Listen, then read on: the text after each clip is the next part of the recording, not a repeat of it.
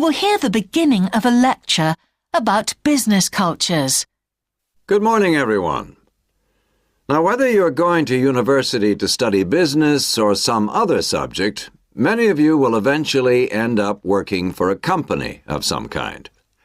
Now, when you first start working somewhere, you will realize that the organization you've joined has certain characteristics. And we often refer to these social characteristics as the culture of the organization. This includes its unwritten ideas, beliefs, values, and things like that. One well-known writer has classified company cultures by identifying 4 major types. The first type is called the power culture, and it's usually found in small organizations. It's the type of culture that needs a central source of power to be effective. And because control is in the hands of just 1 or 2 people, there aren't many rules or procedures. Another characteristic is that communication usually takes the form of conversations rather than, say, formal meetings or written memos. Now, one of the benefits of this culture is that the organization has the ability to act quickly, so it responds well to threat or danger on the one hand, and opportunity on the other. But on the negative side, this type of organization doesn't always act effectively, because it depends too much on 1 or 2 people at the top, and when these people make poor decisions, there's no one else who can influence them. And the kind of person who does well in this type of business culture is one who is happy to take risks, and for whom job security is a low priority. The next type is known as role culture. That's R-O-L-E, not R-O-L-L, by the way. And this type is usually found in large companies, which have lots of different levels in them. These organizations usually have separate departments that specialize in things like finance or sales or maintenance or whatever.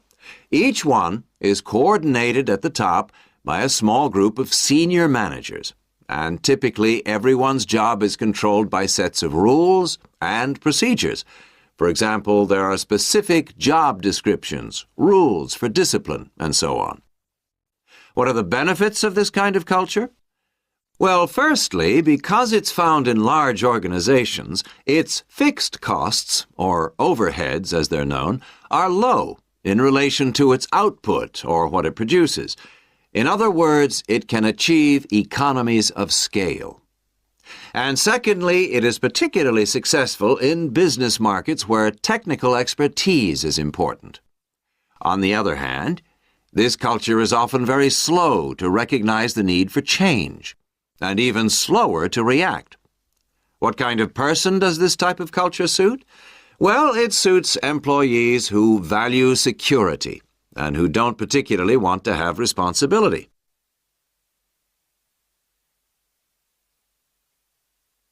Moving on now to task cultures.